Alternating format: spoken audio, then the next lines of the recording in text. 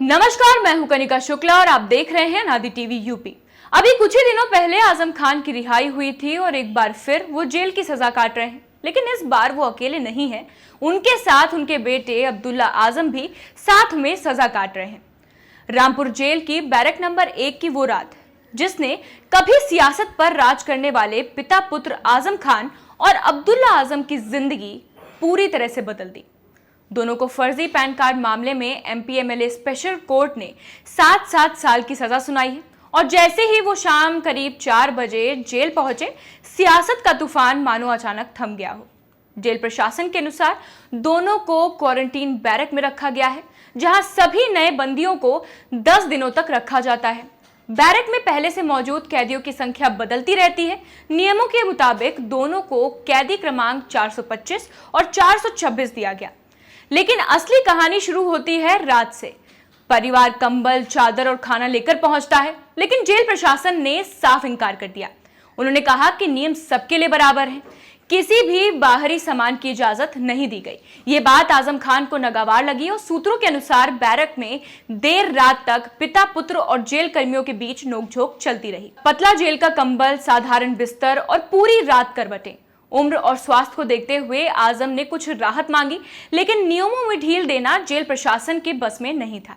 हालांकि बाद में जेलर ने उम्र के कारण एक अतिरिक्त फोम का गद्दा जरूर उपलब्ध कराया। पहली रात दोनों को नींद कम आई, पर बातें ज्यादा हुई। कोर्ट का फैसला, परिवार की चिंता और आगे की राजनीति, रात भर ये सब चर्चा का हिस्सा रहा। सुबह 6 बजे जेल के नियम के अनुसार दोनों को जगा दिया गया। नाश्ते में वही चाय और बिस्किट जैसे हर कैदी को मिलता है। शाम का खाना भी बिल्कुल साधारण, दाल, रोटी और सब्जी। ना कोई खास फरमाइश, कोई मानी भी नहीं गई। मेडिकल जांच में दोनों की हालत सामान्य बताई गई। अगले दिन परिवार फिर से कंबल और खाना लेकर आता है, लेकिन नियम वही के वही रहते हैं। कड़ा इंकार मिलता है। इस पर आजम खान ने फिर नाराजगी जताई और कहा कि उनके स्टेटस और स्वास्थ्य के अनुसार उन्हें ए कैटेगरी जेल में रखा जाना चाहिए था, जबकि उन्हें बी ग्रेड में रखा गया। जेल अधीक्षक राजेश यादव ने फिर स्पष्ट कहा कि रामपुर जेल बी कैटेगरी में आती है और वही सुविधाएं दी जा रही हैं। नियमों में बदलाव केवल कोर्ट कर सकती है। अच्छा, अब जल्दी से आपको बता देते हैं कि क्या होती है ए और B category jail. A category jail यानी उस जेल में उच्च सुरक्षा, गंभीर और संवेदनशील प्रोफाइल वाले कैदी, सीमित मुलाकात और सख्त निगरानी होती है। वहीं बी कैटेगरी में मध्यम सुरक्षा, साधारण सुविधाएं, लेकिन ए की तुलना में थोड़ा अधिक खुलापन रहता है। अब बात करते हैं आजम खान पर दर्ज मामलों की।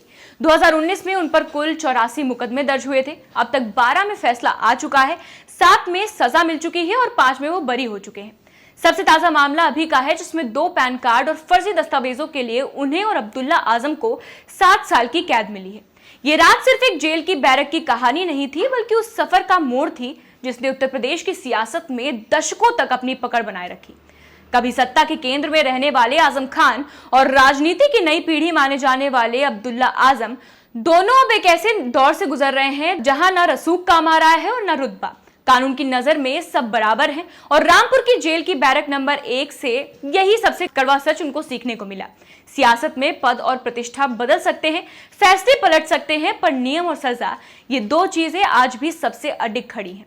आने वाले दिनों में कोर्ट में क्या होगा, सजा बरकरार रहेगी या नहीं, ये सब आगे की कहानी है। लेकिन ये रात, ये बैरक और ये सन्नाटा आजम खान की राजनीति में एक ऐसा अध्याय की शुरुआत कर चुका है जहां हर कदम अब पहले से ज्यादा भारी होने वाला है।